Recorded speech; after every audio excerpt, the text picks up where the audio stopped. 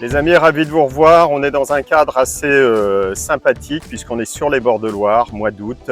Il fait quasiment beau. Bon, le soleil est un petit peu absent au rendez-vous. Par contre, ce qui n'est pas absent au rendez-vous, c'est une voiture très sympathique.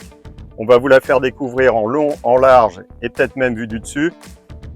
Je vais aussi vous parler de gens, puisque vous savez que j'aime autant les gens que les voitures. Alors ça ne sera pas une vidéo sur les gens, vous allez avoir plein d'infos sur cette magnifique Alfa Romeo Spider. J'ai toujours du mal à dire Spider parce que ça renvoie automatiquement, moi, à la Spider 1966. C'est la Brera Spider, exactement. Spider. On peut dire Spider. Cabriolet. Cabriolet. On va revenir tout en détail sur cette auto. Mais je voulais vous présenter un Jean. J'adore les gens. Parmi les gens, Yannick, c'est un de mes amis. Yannick, c'est Petit Jean. C'est Petit Jean, voilà. Exactement. Et c'est un alphiste.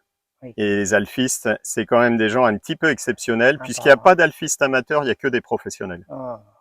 Oui. Tu as fait des études pour devenir alphiste? Non, j'étais piqué par le virus dans ma jeunesse. D'accord. Oui. Ta première Alfa Romeo? Ma première Alfa Romeo, c'était en 1997. Mais avant, j'ai roulé beaucoup en Alfa Romeo. J'avais des amis qui avaient que des Alphas. Et à l'époque, ils nous emmenaient à la gare de Lyon. Il n'y avait pas encore l'autoroute. On mettait 3/4 d'heure pour aller d'Orléans à la gare de Lyon pour prendre le train. Et c'est là qu'il m'est tombé le virus et que j'ai rencontré des gens passionnés et surtout la symphonie du moteur. Donc Alfa Romeo est la seule marque à avoir déposé un brevet sur le bruit du moteur. D'accord. Et Harley Davidson peut-être pour la Harley, mais c'est les motos.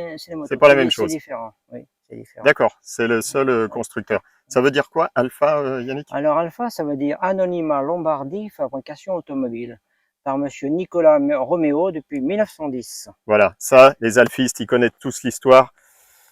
Donc, ce modèle, il est de quelle année? Celui-ci, il est de 2006. 2006, donc c'est les premières de la Brera. La Brera, c'est l'Alfa Romeo, je vais peut-être dire des bêtises, je ne suis pas un spécialiste, la 149? Oui, c'est la 159. 159, je me suis trompé à tous les coups. 159, voilà, et qui est la belle berline aussi avec le même avant, et qui est sortie en 2 litres, aussi en 3 litres. Donc l'avant avec les 3 optiques, le capot nervuré, ouais. C'est le même que la berline et le coupé? Que la berline et le coupé Brera. Oui. D'accord, ok. Donc ça a été dessiné par Giugiaro, un Italien bien évidemment. Oui, tout à fait. Et par contre, l'arrière, je crois que c'est une voiture un peu hybride au niveau du design. Oui, mais c'est l'arrière, c'est Pininfarina. C'est Pininfarina. On va demander au caméraman de faire le tour de la voiture pour aller jeter un petit coup d'œil sur l'arrière de la voiture, qui est un petit peu moins lourd que le coupé. Oui. Le coupé Brera est un peu massif de l'arrière. Et là, du coup, moi, je le découvre avec mes mains en passant. Alors moi, ce qui me fait kiffer sur cette auto, c'est non seulement les 3 optiques à l'avant, que je trouve absolument magnifiques, et surtout les 4 sorties d'échappement à l'arrière. On va les mettre en image. Rassure-moi Yannick, les 4 sorties, c'est d'origine Alfa Romeo. Ah, c'est d'origine Alfa Romeo, oui, tout à fait. Tout à fait. Je connais aucune voiture de moins de 200 chevaux, 185 pour ce modèle. 185 chevaux, oui. Je connais aucune voiture de moins de 200 chevaux avec 4 sorties d'échappement. Oui. Vous mettrez les amis en commentaire si vous en connaissez, parce que d'origine constructeur, je ne parle pas de la Diane fourgonnette du voisin qui a mis 2 embouts achetés en grande surface. Il y a 3 optiques, il y a 4 sorties d'échappement, enfin 6 optiques à l'avant, 4 sorties d'échappement. La concurrente à l'époque, c'était la 3e génération de Mazda MX-5. Oui.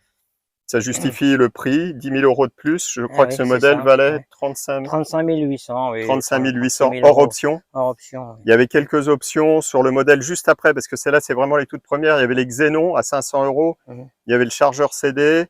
Il y avait le couvre, le saut de vent, tu l'as, Yannick? Oui, tout à fait. Le saut de vent d'origine. Le saut de vent d'origine qui était en option à 200 €. Les jantes, tout est d'origine. C'est un véhicule qui est full. Oui, les full, je l'ai acheté il y a 9 mois, là. Elle avait 75 000 km d'origine. Et un petit monsieur qui la vendait pour s'acheter une Ford Mustang. Mais bon, c'est différent.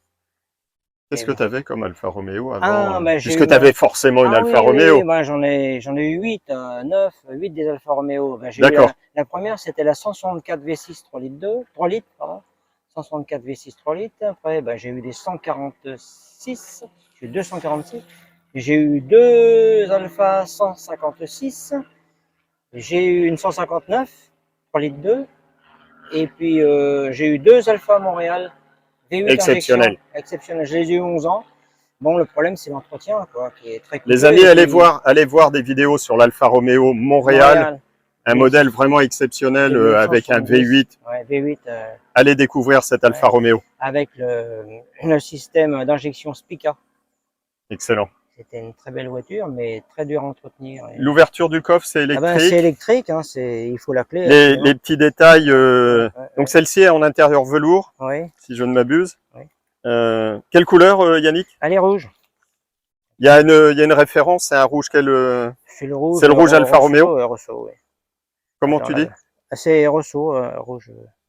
Alors là, elle ne veut pas Rosso. s'ouvrir, bien sûr. Elle s'ouvre pas, c'est une C'est une italienne. italienne, hein, c'est spécial. Hein. Des fois, ça s'ouvre. Il y a eu de... Voilà. Ah bah ça s'ouvre. Et je crois que le coffre est assez grand. Oui, ah mince, il y a un cadavre. Non, non, c'est la valise italienne. Ah, il y a la valise qui va bien pour partir à Florence. Ouais, et puis là, bah, ici, il y a la roue de secours, bien sûr. Ok, roue de secours. Et voilà, c'est tout. Donc c'est ouverture et assistance de fermeture. Ouais. Oh, il y a le bel insigne, magnifique. Ouais. Avec le troisième feu stop qui est intégré, j'imagine. Ok. La dimension des pneus, c'est des jantes en 16? Oui, c'est du 16, oui, c'est du 225. Hein.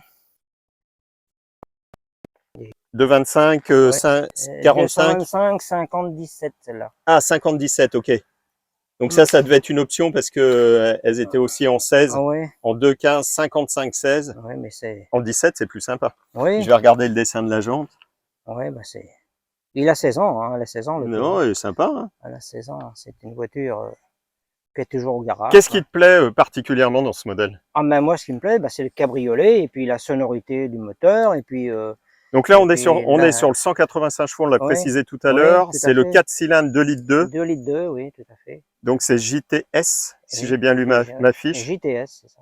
JTS. Et c'était à l'époque le modèle le moins cher de la gamme, le moins puissant. Le moins puissant, oui. Donc pour moi, enfin ça regarde que moi, mais vous mettrez dans les commentaires ce que vous en pensez. C'est à mon avis le modèle le plus sympa aujourd'hui à acheter parce qu'il y a une version diesel. Oh oui. Bon, un diesel sur un cabrio, on en pense ce qu'on veut, même s'il est plus performant. Ouais. C'est quand même pas démarrer un tracteur en cabrio, ça casse le charme italien quand même. Tout à fait, tout à fait. Et après, on a le V6 3 litres 2, plus compliqué à entretenir, plus cher. Ouais, mais c'est une très belle auto aussi, avec une symphonie merveilleuse. Hein. Ça, par contre, il n'y a rien à dire, si ce n'est qu'au niveau consommation, on explose. Oui. On explose. Et puis, la philosophie, moi, je trouve d'un petit roadster, quand même, c'est la balade, c'est pas l'attaque sur... C'est la balade, c'est la balade. 260 chevaux, on précise, pour le V6. Oui, 260 chevaux, le donc, 185. 185, ça paraît pas mal. Ouais. On peut voir le moteur, ah bah oui, Yannick? On peut voir le moteur, tout à fait, oui. On va faire le... Il y a un moteur dedans, voilà. Donc, le système de capote est électrique. Oui. Il y avait 10 000 € d'écart avec la Mazda MX-5 2 litres de l'époque qui faisait 160 chevaux, celle-ci 185. Par contre, le système de capote, on pourra l'actionner tout à l'heure? Oui, bien sûr. Comment ça fonctionne? Bien sûr. On jette un petit coup d'œil au moteur, quand même, une Alfa Romeo, c'est une histoire de moteur, les amis. Une Alfa Romeo. Voilà. Qu'est-ce qu'il y a de sympa dans ce moteur que je ne vois pas, Yannick? Il y a du rouge, il y a du chromé, il y a de l'aluminium. Il y a la place pour mettre les mains. Ah, ça, effectivement, c'est un argument. Quand je l'ai acheté, le pauvre monsieur, il avait mis une petite batterie, et donc j'ai remis... Qui n'était pas assez puissant. Pas assez puissant, donc j'ai remis ça, c'est des coups à afficher pas mal de défauts. Voilà, bah sinon j'ai changé les fluides il y a 9 mois. C'est une courroie de distri ou c'est une chaîne? C'est une chaîne. C'est une chaîne. Ouais. Ah, ça c'est un vrai bonheur, un gros gain d'économie. Ouais. Traction, propulsion? C'est une traction avant. Bon, ça fâche un peu, mais c'est moderne. Ouais. Les premières générations, sauf erreur, de speeder Alfa Romeo qui s'appelait, les 4 premières générations, c'était la Duetto. La Duetto, les premières, Duetto, en 66, la Duetto, la Lose de Sèche. Alors je me rappelle 66. Codalonga. C'est ça, celle qui avait l'arrière, la poupe un peu bombée. Voilà. Après, il y a eu la Coda Tronca à partir de 70. C'était la 2e génération jusqu'à la 4e. L'Ultima. Oui. C'est la 3e, je crois, qui cote le moins parce qu'elle a beaucoup d'appendices en plastique aérodynamique. Oui. C'était les années 80. Ce modèle, donc, tu nous as dit 2006, et ça se termine en 2012. 2010 ou 2012. 2012, d'accord. Parce qu'après, Ils ont arrêté ça. Alors les amis, Dommage. j'ai une triste nouvelle à vous annoncer. Alfa Romeo vient très récemment de confirmer qu'ils allaient ressortir, alors ça c'est plutôt une bonne nouvelle, un cabriolet 2 places, donc un roadster, probablement en 2026-2027. Mais la mauvaise nouvelle, bien évidemment, full électrique. Ça, c'est moins bien, ça. Voilà. Mais bon, Peugeot ne fait plus de cabrio, Renault ne fait plus de cabrio. Ouais, Heureusement, ouais. les Italiens en font encore, Bon. mais en tout électrique. On essaiera de trouver une 8C, cabrio. Oui, oui, oui, il va falloir l'acheter rapidement. Il va falloir l'acheter rapidement. On ferme le capot moteur, Yes. on fait un petit tour sur l'intérieur. L'intérieur. Donc je vais aller côté passager parce que c'est Ouais. quand même l'argument de la chaîne, la première chaîne qui se met à la place du passager. Donc je suis quand même plus à l'aise de ce côté-là. Bien que les amis, vous allez voir, je vais me mettre au volant dans pas longtemps. Je vous parlerai du projet dans une prochaine vidéo. Filmer. Je t'en prie, fais comme chez toi Yannick. Hein. Je cherche l'entrée, les poignées sont magnifiques. Tac. Merci monsieur, ça c'est la classe. Alors je m'installe. Yes! Qu'est-ce qu'on en pense? Eh ben de l'intérieur, petit pommeau cuir, le volant, ma foi, cousu, c'est du cuir. Là-dessus, on n'est pas volé.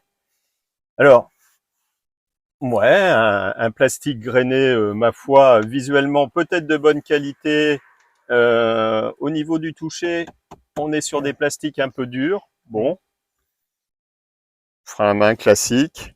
Alors, vide-poche centrale et boîte à gants, on en parlait en venant, il n'y a pas de serrure. Il n'y a pas de serrure. Hein, mais tu m'as dit qu'il n'y avait rien à voler. Non. Alors, ça c'est ma manie. Systématiquement, je regarde dedans. C'est pas pour voir s'il y a les livrets d'origine, c'est pour voir s'il y a des porte-crayons. Non, il y a ça, mais je sais pas ce que c'était. C'était avec... Ah oui, d'accord. Oui. Ah dis donc, ça on va couper au montage. On va, bah Yannick, voyons. Oh dis donc. Attends, que je coince pas. Dis donc, ils étaient gros. Non, mais c'est parce que vous savez, c'était gros. C'était gros. Plastique dur, mais ça c'est fréquent. Non, les sièges sont sympas, velours. Alors sur un cabriolet, les amis, l'intérieur cuir c'est flatteur à l'œil, oui. Mais c'est carrément pas agréable l'été parce qu'on se brûle les parties nobles. Et puis l'hiver c'est froid. Donc à part avoir un cabriolet avec les sièges chauffants, j'ai découvert quelque chose dans cette voiture qui m'a horrifié. Ah oui. J'ai crié en venant parce que j'ai découvert de manière fortuite mais très agréablement le petit bouton qui permet d'actionner la fonction l'inclinaison du siège. Donc on peut redresser le dossier sans problème. Par contre, pour l'avancer ou le reculer, voilà, le caméraman peut venir faire un petit tour et regardez, il n'y a pas d'autre bouton. Donc c'est là où j'ai posé la question à Yannick. Comment on fait pour avancer et reculer le siège? Il m'a dit, bah, le bouton, il est en dessous. Enfin, le bouton, c'est une grosse barre à l'ancienne. Et il faut, avec ses petits genoux, voilà. Donc, chez Alfa Romeo, ils ont quand même été jusqu'à mettre les sièges électriques. À mon avis, dans le prospectus à l'époque, il y avait marqué siège électrique, mais moi, j'ajouterais bien volontiers siège semi-électrique. Alors, déjà que je râle dans les classes S, les séries 7, les Volkswagen Phaeton, etc., quand l'appui-tête, on peut pas le faire monter ou descendre électriquement. Déjà, je qualifie. Mais alors là, on n'en est même pas là. Bon, en même temps, dans un Chrysler Le Baron, il y a le siège conducteur électrique et le passager, il fait tout à la main. J'en ai fini de mes critiques. En option, il y avait le chargeur CD que tu m'as dit que tu n'avais pas pris. Tu aurais dû l'acheter en 2006. Tu l'aurais pris, Yannick. Toi qui aimes les belles musiques. Pareil, je vais demander à la caméra de venir faire un petit tour parce que là, les Italiens, ils ont merdé. Là, le charme est rompu. Il n'y a pas de miroir de courtoisie dans une Alfa Romeo Speeder. Alors, comment la belle demoiselle, qui normalement est assise à ma place, fait pour se recoiffer? Ben, dans le rétro extérieur. D'accord. Pas qu'elle soit trop grande et qu'elle ait un torticolis. Non, là, pour avoir visité, il y a des miroirs de courtoisie. Non. Mais le truc, c'est que là, il y a pas de remous d'air. Il n'y a pas de remous d'air. Alors donc, tu vas voir qu'en roulant, il n'y a pas de remous d'air, donc tu n'es pas décoiffé. D'accord, donc pas de miroir de courtoisie, et comme c'est un petit peu esprit sportif, on gagne du poids. Voilà. Bah, c'est ce que les Italiens disent, c'est pour gagner du poids. 1530 kilos. Oui. C'est super lourd. C'est super lourd, oui, mais... Pour 2 places. Ça tient la route. Ça, c'est ce qu'on va voir dans un instant, puisqu'on va la mettre en route, et puis on va aller faire un petit tour. On va voir comment se comporte cette belle italienne sur les petites routes du Loiret. On est dans une commune qui est située, donc je vous l'ai déjà dit 2 fois, dans le Loiret, Sandillon. Les amis, il y a une concession ici à Sandillon, dans un petit village, une concession Lotus, dans un château. On ira faire un tour dans une prochaine vidéo. Promis, je vous la présente. Tu m'emmènes faire un tour, Yannick? Mais bien sûr. Je vais déjà ranger. Quel charmant garçon. Je vais laisser ça là déjà pour commencer. Le pédalier, il est en alu. Les Même pas, il est en caoutchouc. Tout en caoutchouc. Tout en caoutchouc. Est-ce qu'on ferme la capote? Ah oui, fais voir le système de capote. Parce que là, c'est de la capote électrique. On n'est pas dans du Mazda MX-5 à 25 000 €. Ça justifie la différence de prix? Oui. Allez, ça, c'est la classe. Vitre arrière, c'est une vraie vitre avec la fonction dégivrante. Ah bah ouais, tout de suite, un coup de soleil. T'es obligé de mettre ça comme musique pour qu'elle se ferme? Excellent. Alors, ils ont très bien travaillé, les Italiens. Il y a 5 couches, une vraie vitre, une couche d'isolant phonique. Et surtout, ça n'ampute pas le volume du coffre quand la capote se rabat. Excellent. Yannick, avant que tu nous parles du comportement de cette Oui. Alfa Romeo Spider Oui. en version dynamique, ouais, ça bouge un peu, c'est ferme, hein, les suspensions. Dis-nous, il t'est arrivé une anecdote un peu particulière avec une Alfa Romeo, il me semble 159. 159, oui, 3 litres 2, 4 motrices, 260 chevaux, très bien. Et puis elle avait les freins neufs, tout était neuf dessus. Et puis je vais en vacances à Frontière Suisse avec. Et puis j'ai mal serré le frein à main. J'avais oublié de mettre une vitesse. Et d'un seul coup, je regarde par la fenêtre, je vois la voiture passer, l'alarme qui était en route. Et elle a fini dans les rochers. D'accord. T'étais au restaurant? Non, j'étais dans le chalet qu'on avait loué là.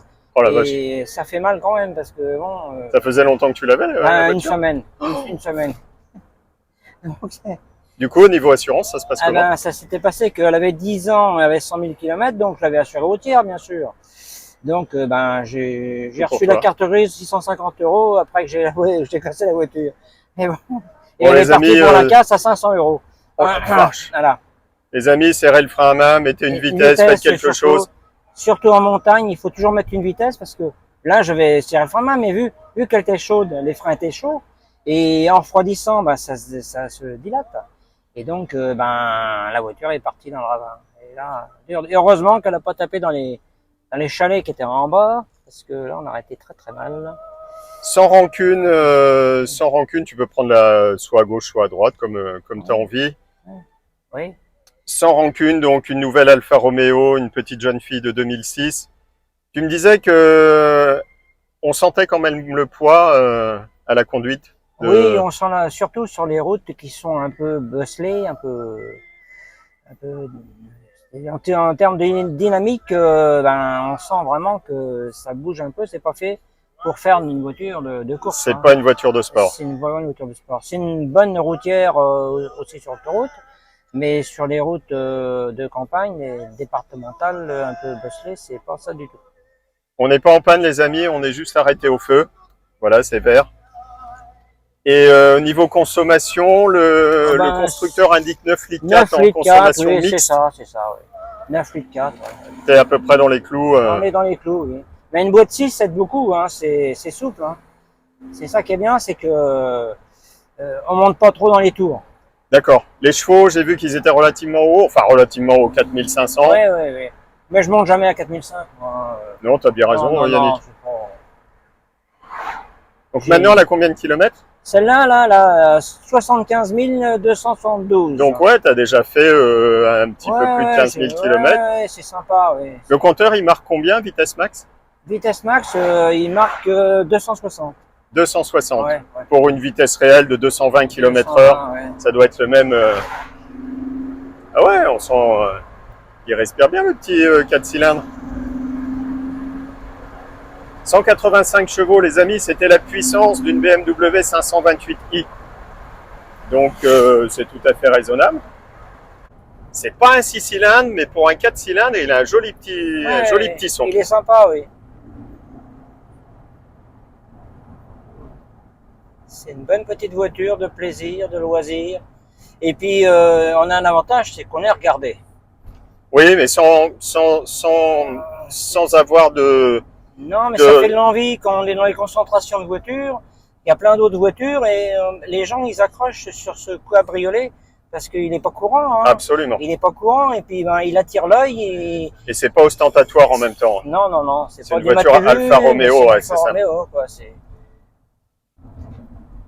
qui est issu d'une famille de Français qui s'appelait Alexandre Darac, qui fabriquait des voitures à Suresnes quand même, et qui avait monté une antenne donc au sud de l'Italie, après il est remonté à Milano, et donc après il avait vendu son société à Monsieur Stella, qu'il a vendu à Monsieur Romeo, Nicolas Romeo, et à l'époque Monsieur Darac avait appelé sa concession là-bas Saïd, Société Anonyme Industrielle Darac.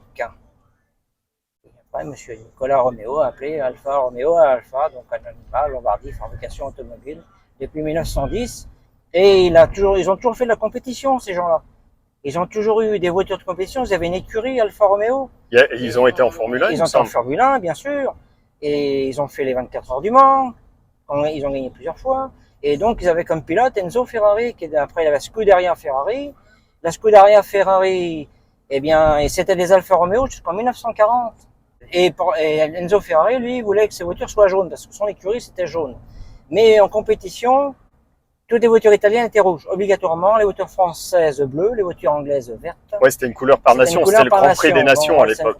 C'est pour ça que beaucoup de voitures italiennes sont rouges, comme les Maserati, les Bizarini, les Lancia, Ferrari, voilà. Alors que la couleur d'origine, tu me dis, effectivement, est jaune. Ah oui, jaune. Alors c'est pour ça qu'il a gardé son logo jaune. Ah bah voilà, t'es amoureux Yannick, t'as calé. T'as fait le coup de la panne. Ah oui.